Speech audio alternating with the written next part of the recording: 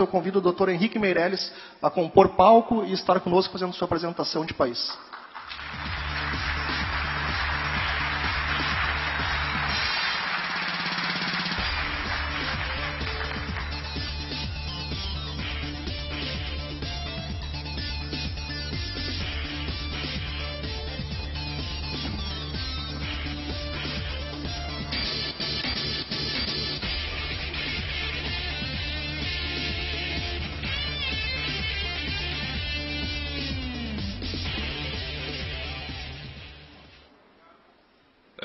Uma satisfação enorme estar aqui mais uma vez.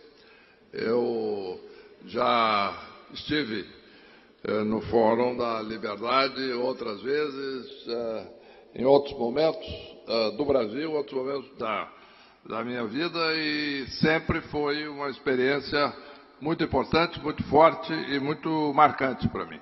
Eu acho que, de fato, o Fórum tem um papel fundamental na discussão de políticas públicas no Brasil. Parabéns a vocês pelo evento. Não há dúvida de que é um momento fundamental na economia brasileira. Nós estamos escolhendo caminhos.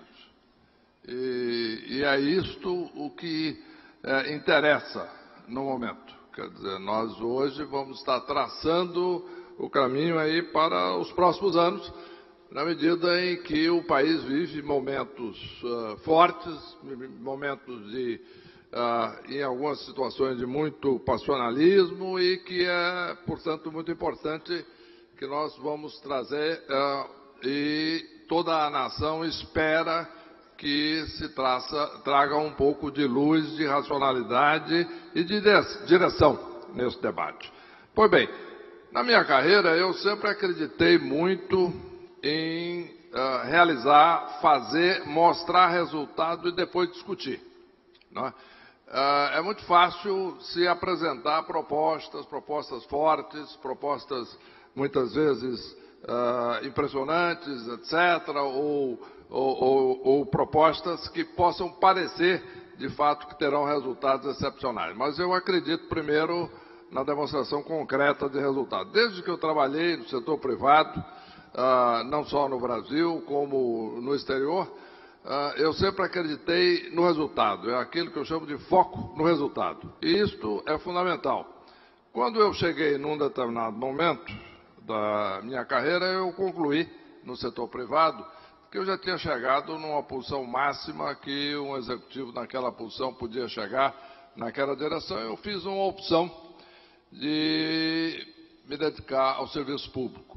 E, neste momento, eu estava no exterior, voltei ao Brasil e comecei a exatamente fazer esse trabalho. Em primeiro lugar, um trabalho na época de controle da inflação, né, que era o grande problema, a grande ameaça do Brasil naquele ponto, naquele momento. Né? E, a partir daí, começamos a trabalhar. E agora estou entrando numa nova fase depois de ter enfrentado o desafio de tirar o Brasil da maior recessão da história do país. E isto é que eu gostaria de usar como um exemplo do que é um plano de governo, usando fatos concretos como resultado. Por exemplo, o Brasil vivia, há 2 anos atrás, uma situação em que o produto tinha caído mais de 5% em um ano.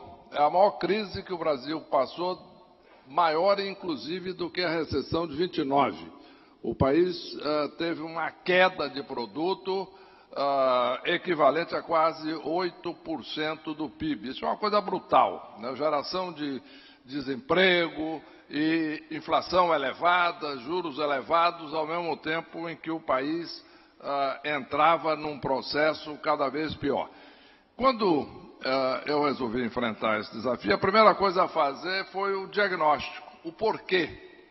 Né? O que estava acontecendo no país naquele momento? Em primeiro lugar, o intervencionismo do Estado, de fato. Quer dizer, o governo intervindo no sistema de preços, o governo intervindo na economia, o governo sendo empresário, em resumo, todo um processo que desorganizou a atividade econômica. E isto é fundamental. Quer dizer, no momento em que desorganizou a atividade econômica, já isso fez com que o nível de confiança de todos começou a cair, a inflação subindo, erodindo o poder de compra da população e desorganizando a vida das empresas.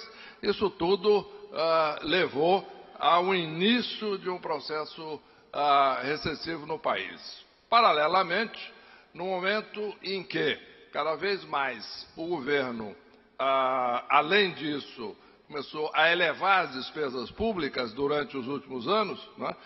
E vamos ser claros aqui, as despesas públicas no Brasil estão crescendo sistematicamente há 25 anos, ou mais. Se apenas levarmos em conta de 1991, por exemplo, até 2016, nesses 25 anos, a despesa total do governo federal saiu de cerca de 10% do PIB, do produto, para quase 20%. E o resultado não foi positivo, né? Na medida em que, com esse crescimento todo, tiramos mais espaço do investimento, mais espaço do consumo, e isso fez com que cada vez mais o país fosse perdendo a capacidade de crescer. E isso chegou a um ponto de crise, um ponto agudo nos últimos anos, quando a despesa pública cresceu num ritmo que gerou uma desconfiança, os investimentos caíram, o desemprego começou a subir e a economia brasileira, de fato, entrou em colapso, né? Ao mesmo tempo, com a incerteza gerando um aumento da inflação, que foi uma situação inusitada, vamos convir, né? Um país que, ao mesmo tempo, tinha desemprego elevado, atividade caindo e inflação elevada, com juros elevados, tudo ao mesmo tempo.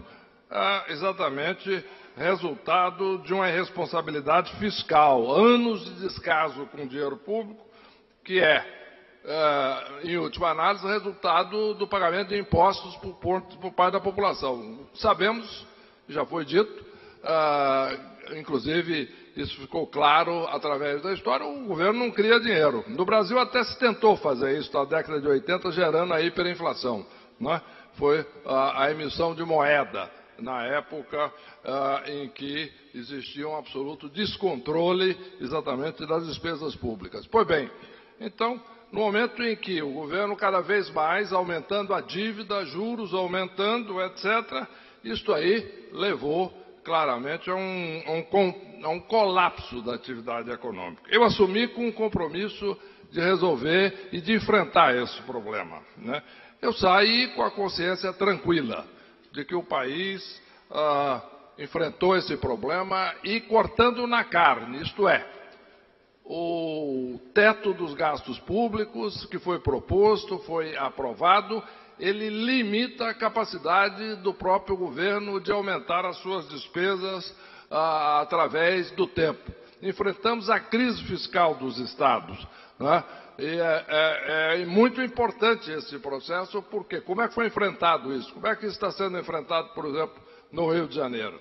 Corte de despesas públicas, privatização e diminuição, em geral, de incentivos, fazendo com que o Estado entre numa trajetória de recuperação e, no devido tempo, o governo passa a ter a capacidade, de novo, de fazer a sua gestão pública. Com toda uma série de reformas em andamento, reforma trabalhista, por exemplo, melhorando o nível de relacionamento entre empresas, empregadores e empregados, mas mais importante, eliminando a indústria do litígio, diminuindo isso substancialmente. Tudo isso, portanto, é um processo fundamental. Vou dar um exemplo para vocês. Há alguns anos atrás eu conversei com um dirigente, analisei a situação de uma grande empresa global com 70 mil funcionários num outro país e 70 mil funcionários no Brasil. Uma empresa global, não é uma empresa sediada no país. Pois bem, em outro país, usado como parâmetro de comparação, eles tinham 27 causas trabalhistas e 2 advogados trabalhando em período parcial. No Brasil, tinham 25 mil causas trabalhistas e 150 advogados. E tudo com o mesmo tipo de procedimento. O que significa o quê? A legislação trabalhista brasileira era algo que conduzia ao litígio, ao conflito, né? Muito bem. Tudo isso está gerando resultado, o país voltou a crescer. Nos últimos meses, a geração de emprego está, de fato, acontecendo de forma cada vez mais acelerada. É o início de um processo. A inflação caiu, é o nível mais baixo desde 98, e a inflação para aqueles de renda mais baixa, medido naquela cesta de consumo, é o menor nível da história, não é? E agora nós temos um debate importante. Porque, de um lado, nós temos uma proposta da volta. Né? Num extremo, a volta do intervencionismo, a volta do Estado como condutor da economia, condutor da vida das pessoas. E, de outro lado, nós temos uma proposta que aparentemente é o contrário, mas que também tem um histórico de intervencionismo e de opiniões favoráveis a um Estado forte, apesar de vestir uma outra roupagem hoje. Pessoas que, na verdade, foram contra a reforma da Previdência e contra toda uma série de medidas, inclusive a própria reforma trabalhista, né? Muito bem. Então, o fundamental neste momento, me parece, para o país, em primeiro lugar, o governo temos que ter um eixo de responsabilidade onde a macroeconomia do país dê condições da economia funcionar, das empresas, dos trabalhadores, produzirem, crescerem, gerando emprego e renda. Então, a primeira coisa é emprego e renda. Segundo, capacidade de possibilitar às pessoas, aqueles que tenham capacidade, que tenham vontade de empreender, de criar a sua própria organização, tenham capacidade de crescer, de produzir e de gerar mais empregos, evidentemente. Então, esse é o primeiro ponto, porque não há dúvida de que esta é, de fato, a melhor política social. Em dito isso, na medida que se cresce, aumenta-se a arrecadação do Estado e é possível, sim, aí financiar programas sociais de maior relevância, como o Bolsa Família e etc.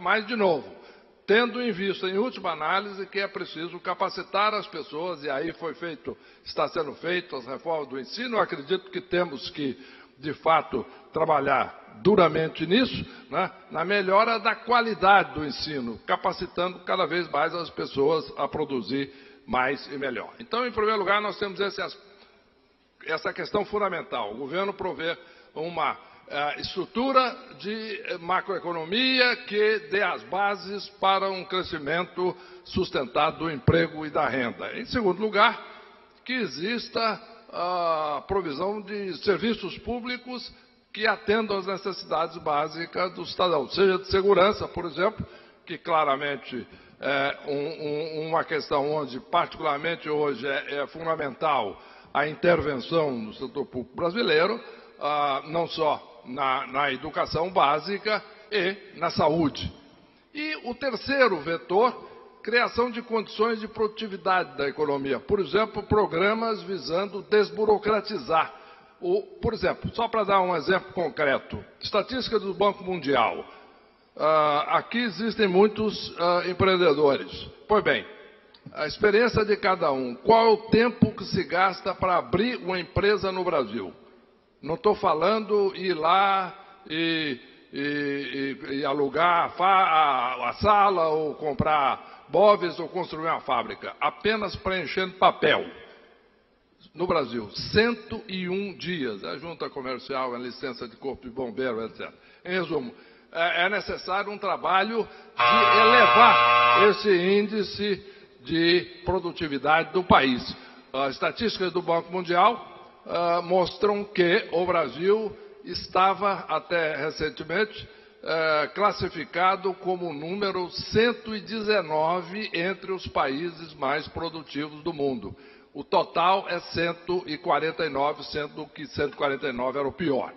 Resumo, existe todo um trabalho necessário a ser feito também para aumentar o nível geral de produtividade do país e possibilitando que cada um produza mais, ganhe mais, trabalhando o mesmo número de horas, trabalhando mais e melhor. Resumindo, portanto, nós temos o eixo do governo providenciando políticas públicas que gerem crescimento, serviços públicos e, no final, condições para a produção. Muito obrigado e é isso que eu gostaria de dizer.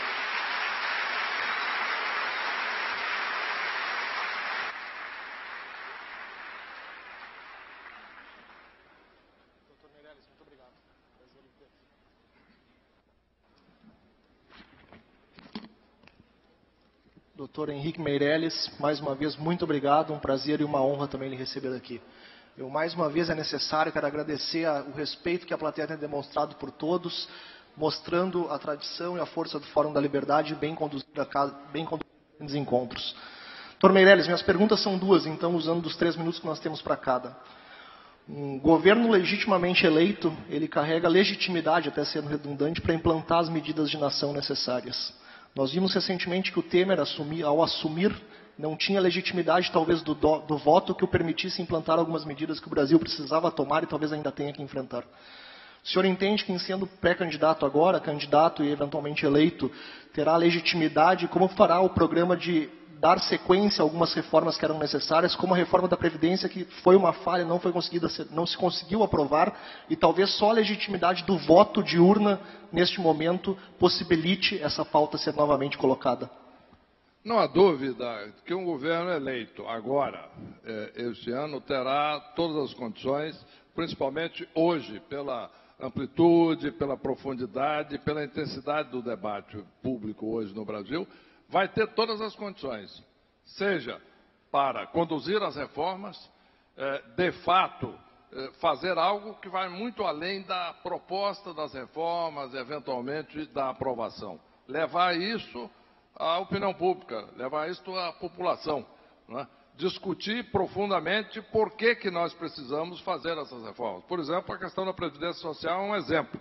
Ainda hoje, a maior parte da população é contra, né, a reforma da Previdência, e sem ter conhecimento de que isso vai levar, inevitavelmente, à quebra do sistema, né? Para se ter uma ideia, prosseguindo-se nesse ritmo, em algumas décadas, nós precisaremos gerar 10% de PIB como aumento de impostos só para pagar a Previdência. Em resumo, esse é um mero exemplo, mas tem toda essa gama ampla de reformas que acredito que começamos a fazer, algumas delas já foram feitas, existe um processo agora, no entanto, muito importante, que eu acho que a eleição é fundamental. Por quê? Porque o próximo presidente, se engajado e, de fato, comprometido com essas reformas, tendo uma visão clara do que fazer e já tendo mostrado o que pode fazer e o que faz. Isto, eu acredito que é o caminho para que, de fato, o Brasil possa crescer de forma acentuada, melhorando o padrão de vida da população e também aplicando-se esse mesmo critério em todos os setores da atividade pública. Isso é que é fundamental. Um governo que, em última análise, funciona e serve ao cidadão e à cidadã, que é exatamente a razão pela qual temos um Estado no país. Muito obrigado. Na minha segunda pergunta, e na mesma linha das reformas, a reforma política. Além da legitimidade necessária do voto, o trânsito político, por vezes, se faz necessário e uma experiência prévia política que consiga conduzir todo esse arranjo institucional que será necessário. O fato de não teres ocupado antes um cargo majoritário de tamanha relevância e, com isso, por mais que tenha uma grande experiência no meio político, mas não de cargo majoritário eleito, pode inviabilizar ou prejudicar o andamento de uma pauta de reforma política, sendo o senhor o mandatário do país? Olha, eu acredito que não. Na realidade, tem vantagens e desvantagens. Em muitos aspectos, pode até beneficiar, não é? Exatamente pela experiência de gestão pública e gestão privada, que é fundamental. Quer dizer, o que nós precisamos hoje no Brasil é gestão. É gestão com legitimidade, que é o assunto relacionado à questão anterior. E mostrar resultado, né? Isto é fundamental. E capacidade de colocar, capacidade de levar à opinião pública isso com clareza, o que está sendo feito, o que precisa ser feito e quais são os passos seguintes. Portanto, eu acho que estamos sim preparados para isso e já mostramos o que foi feito no serviço público. Evidentemente que o Brasil está mudando e agora é exatamente o momento em que o país demanda tipos de gestores que modifiquem a situação atual do país para melhor. E eu acredito que é um momento de extrema importância e que os resultados podem surpreender a muitos.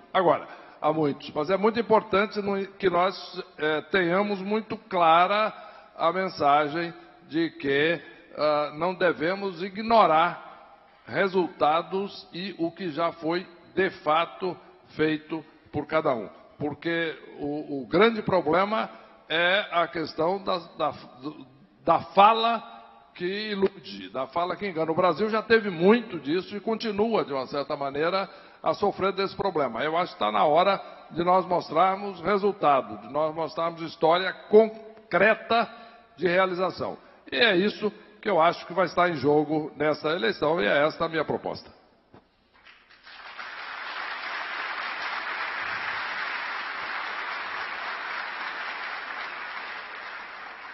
Muito obrigado, doutor Henrique Meirelles. Com isso, lhe agradeço e encerro, então, nossa segunda explanação na fala de hoje. Muito obrigado.